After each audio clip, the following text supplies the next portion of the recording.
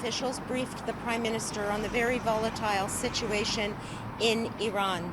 I also highlighted for the Prime Minister the numerous calls that I have had with my counterparts in Europe as well as in the Middle East.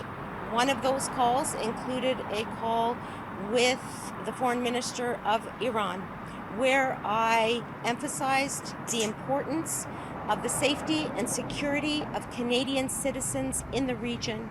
I also emphasized the importance of de-escalation as well as the importance of Flight PS 752.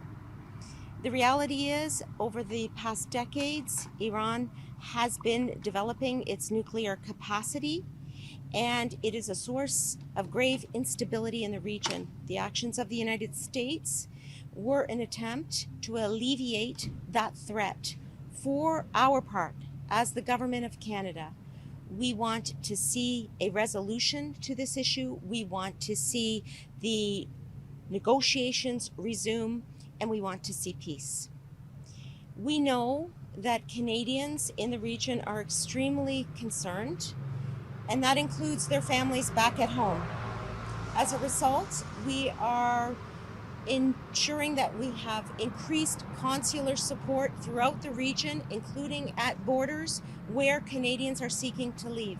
We are also making sure that we have options for air travel and ground transportation wherever possible. Sure you do. The most important thing for Canadians in the region is to register with Global Affairs Canada so that they will contact you directly with the options that we are arranging. What is she so many talking things about? to say here. Yeah, go ahead. Well, as mentioned, that's our Foreign Affairs Minister, Anita Anand. And it's just so funny that she speaks de-escalation when the whole premise and idea of these 3 targeted strikes were to de-escalate any sort of situation. And so that in and of itself was the de-escalation. So I don't know what exactly you can do further than that to attempt to de-escalate.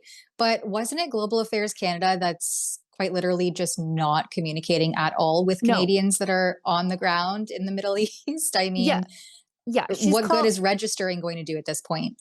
I don't know what the heck that lady's talking about. She is completely inept. If you're watching in real time, Canadians in the region, you can do this on X, you can do it on TikTok. They are furious with the Canadian government because the Canadian government look who's in charge, right? I just put it in the Slack chat for the channel. Karen Kloosterman, this is in reply to it's in reply to Michelle Ferreri, former MP. She's the former MP for shoot, I forget. Your Way. Anyway, she says, why is the Peterborough, the Peterborough Families Minister, Shadow Minister. Yeah, she says, why is the Israeli government evacuating Canadians from Israel and not your government? What exactly are we paying $75 million a year at Government of Canada corporate if they can't even answer the phone during a war? Canadians are being escorted out of the region by Israeli gunships. And let's never forget that members of Mark Carney's government signed an anti-Israel manifesto, I will say. They repeatedly stand with the UN and sanction the Israeli government or condemn the Israeli government over illegal settlements, which, if you've ever been to Israel, those are what we would normally call neighborhoods. The anti-Semites at the UN have the gall to say there are neighborhoods that Israelis can't live in, that Jews can't live in. That's what we're talking about here. The Canadian government stands with that nonsense. And who ends up helping Canadians when the Canadian government fails? It's the Israelis again. If you look at this, Karen Kloosterman says, the consulate said they would meet us on the Jordanian border today. Luckily, the French gendarmerie was there to help. Canada, nowhere. This is Chris, and he boarded us on a bus under the French consulate. Canadians are stranded there.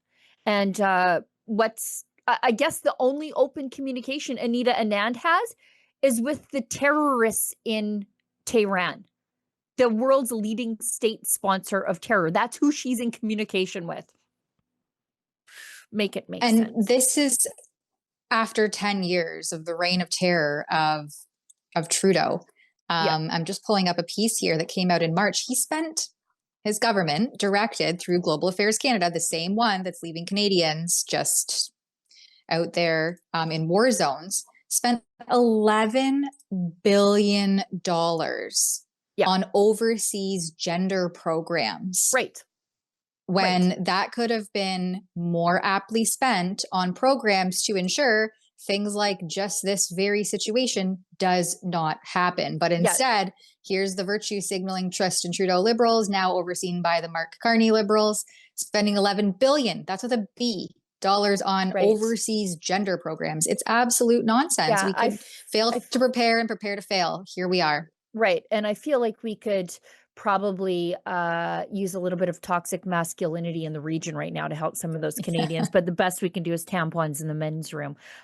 We've got breaking news happening now. Looks like the Iranian government, that's leading state sponsor of terrorism, is firing missiles at a U.S. base, or at least a base where U.S. forces are stationed in Qatar. So, and then open source intel says sirens sound at U.S. bases across the Middle East, including Syria, Iraq, Jordan, Saudi Arabia, Kuwait, Bahrain, Qatar, the UAE, and Oman. So, not good. Not good. Not great. And what's Anand going to say? We call for peace. That's great. But the Americans, their bottom line is that peace for between, well, I guess the entire world and then the IRGC, because I think that's who they're at war with, because they want an international caliphate, the IRGC. The peace is total surrender. I mean, how do you negotiate with the world's leading state sponsor of terror? You shouldn't, right? I'm not one for regime change, but did anybody ever say that they needed to negotiate with Al Qaeda? Like, why do we continue to legitimize these madmen? Mm-hmm. Yeah, I'll look forward to any sort of press releases from the Liberals in the next 20 minutes, half an hour to an hour. I doubt that they will have anything fruitful to say. Right. We can keep going, because when these things pop off, you just truly see how dumb the people who paint themselves as the smartest people in the room really are. And I don't claim to know anything, but when I don't know what I'm talking about, generally I shut the heck up. That hasn't stopped Gary Mason of the Globe and Mail. And if I recall correctly, Gary Mason, who doesn't live here, and I think was calling on Canadians to not travel to the United States when he was in Palm Springs, if I recall correctly. Gary Mason, this is Ezra's tweet. Gary Mason, pride of the Globe and Mail. Canadians can't be trusted with a firearm, but the Ayatollahs can be trusted with a nuke. This is what he tweeted. I'm hoping someone will soon explain to me why it's okay for Israel to have nukes, but not Iran. Because Israel's not going to use their nukes, and Iran wants to use them on everybody. How's that for a start? Iran wants an international caliphate. And if we don't agree to their international caliphate, they're going to kill us all. That's why they want the nukes. I'm sure there's a perfectly good reason. I just haven't heard it yet. Then you're an idiot and you're not listening. And then Ezra contrasts that with his tweet from 2012. According to weapons advocates, the idea of allowing people to have guns is so they can arm themselves against other people with guns. Insane. Like, right.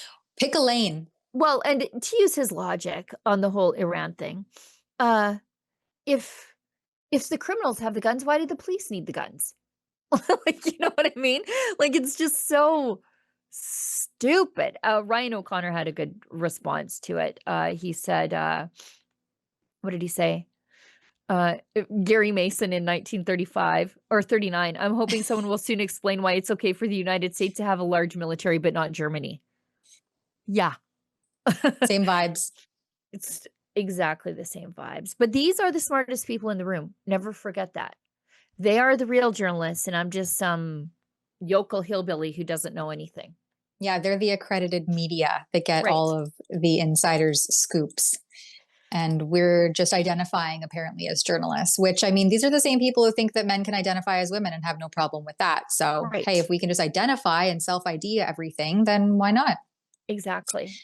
And then we have a tweet here, or it's a post, I should say. It's a saved post because it looks like it was actually deleted by the I LA think County they Sheriff's edited it. Department. Yeah. Yeah. LA County Sheriff's Department, they are unable to control the riots there, or were unable to control the riots. So they had to call in the big dogs because I mean, it's LA. It's nothing without a riot or a medieval plague. I think they had some sort of medieval plague break out in their homeless / drug / crime encampments there. And they issued, and why? Why even issue a statement? Again, if you don't know what to say, keep your mouth shut. They said, our hearts go out to the victims and families impacted by the recent bombings in Iran. What do you mean, the mullahs? The IRGC generals? The nuclear scientists hell-bent on destroying the world? Like, talk about sympathy for the devil. It was a targeted airstrike, directly designed to mitigate damage to civilians. They used the bunker buster bombs or whatever they call them. While this tragic event occurred overseas, I don't think it's tragic to stop the nuclear aspirations of death cult. But anyway, the Los Angeles County Sheriff's Department is closely monitoring the situation alongside our local, state, and federal partners. At the moment, there are no known threats to Los Angeles County. However, out of an abundance of caution, we are increasing patrol checks at places of worship and other sensitive locations throughout the county. What does this even mean? Yeah. Are they worried that Trump is going to bomb a mosque in LA? Like, what are you talking about? Yeah, it's really bizarre. I guess maybe they're concerned about the igniting of sleeper cells in LA.